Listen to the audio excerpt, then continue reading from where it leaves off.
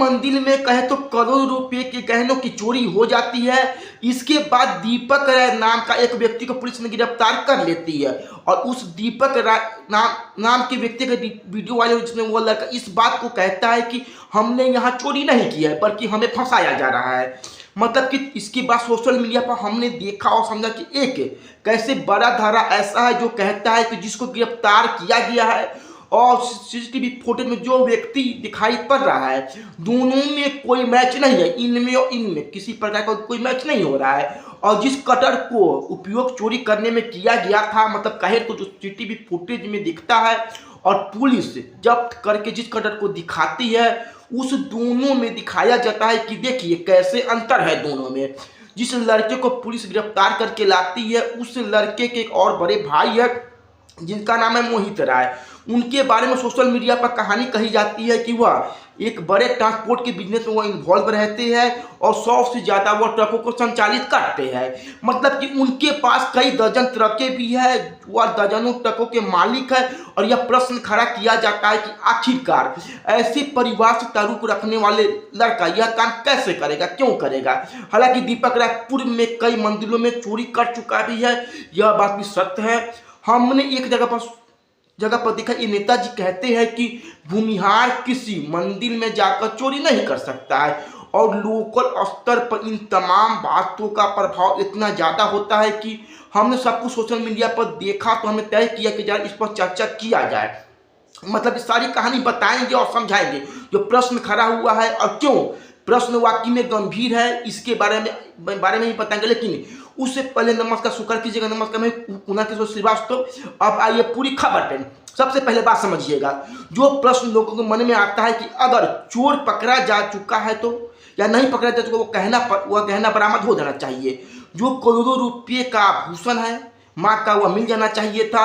लेकिन अब तक कहे तो जब तक हम वीडियो शूट कर रहे हैं तब तक पुलिस के हाथ खाली है। वह केवल एक दीपक राय नाम के एक लड़के को, मानिए कहे तो व्यक्ति उत्तर प्रदेश का गाजीपुर का रहने वाला है, उसको वह पकड़ चुकी है। लेकिन इसके बाद आभूषण की बरामदगी अभी तक नहीं हुई है।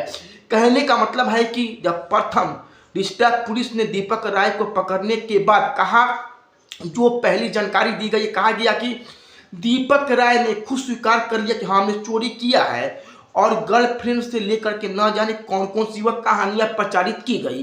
तो आखिरकार उस लड़के ने आभूषण कहाँ रखा है, पुलिस अब तक इसके बारे में पता क्यों नहीं लगा पाई है। दूसरी एक और बात समझिएगा, वह लड़का अगर सच में कहे तो इतना शातिर है कि वह आभूषण को चोरी कर करके कहीं ऐसे जगह पर छुपा सकता है कि पुलिस उस गिरफ्तारी के बावजूद भी उसे हासिल नहीं कर पाए। तो जिस कटर से उसने मंदिर में चोरी किया था, जिस कपड़े का उसने उपयोग किया था मंदिर में चोरी के दौरान, आखिरकार वह कटर और कपड़ा वो लेकर के साथ में क्यों बैठा हुआ था। मतलब कि वह कटर और कपड़ा उसने क्यों नहीं छिपाया।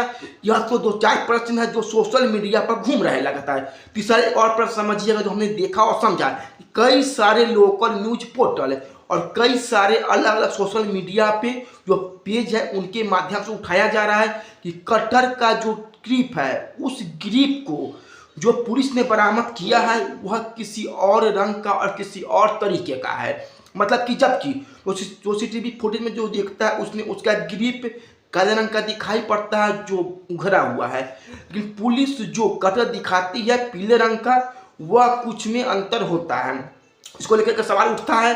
अब आइए दीपक राय के ऊपर पूरा का पूरा। हमने इसी दौरान सोशल मीडिया पर एक पोस्ट देखा, जिस पोस्ट को संभवतः लाखों लोगों ने देखा भी है और हजारों लोगों ने उसको लाइक किया है। और वह पोस्ट एक बीजेपी के नेता है, विजय नाम है उनका, जिनमें वो लिखते हैं कि कोई भूमिहार मंदिर में चोरी नहीं कर सकता है। हालांकि जहाँ तक संभवतः हमें लगता है कि यह बात कार्तिक तौर पे बिल्कुल गलत है। किसी की जाति इस बात को बिल्कुल नहीं दर्शा सकती है कि कौन मंदिर में क्या कर सकता है, कौन चोरी नहीं कर सकता है। और दीपक राय नाम का वह लड़का खुद इस बात को मानता है और पूर्व में कई सारे मामले में उनके ऊपर दर्ज है, वह मंदिर में चोरी भी कर चुका है।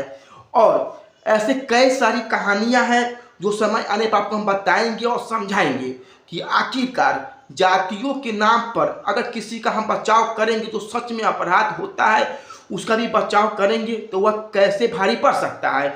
जाति के नाम पर कम से कम अपराधी तो नहीं बताया जाना चाहिए। अब आइए फिर से प्रश्न पे कि सब कुछ अगर वाकई में पुलिस के मुताबिक ठीक ठाक है, एक और कहानी जो चर्चा का विषय बना हुआ है कि वह लड़का थाईलैंड में कांटेक्ट करता है, जिससे कांटेक्ट करता है उन लोगों का कनेक्शन पाकिस्तान से था, मतलब कि मामला इंटरनेशनल तक जा चुका है। तो अब तक पुलिस वह आभूषण बरामद क्यों नहीं कर पाई है? हो सकता है कि वह गहना बरामद कर ले, लेकिन सवाल फिर भी गंभीर है। अगर चोर जो असल मुजरिम था वह पकड़ लिया गया, इसके बावजूद भी कई दिन का समय बीत गया, लेकिन आभूषण की बरामदगी अभी तक क्यों नहीं हुई? और तमाम अलग अलग प्रकार की कहानियां निकल कर सामने आती रही है। बाकी इस पर क्या सोचते कमेंट करिएगा, वीडियो को शेयर कर दीजिएगा और हम जुड़ने के बहुत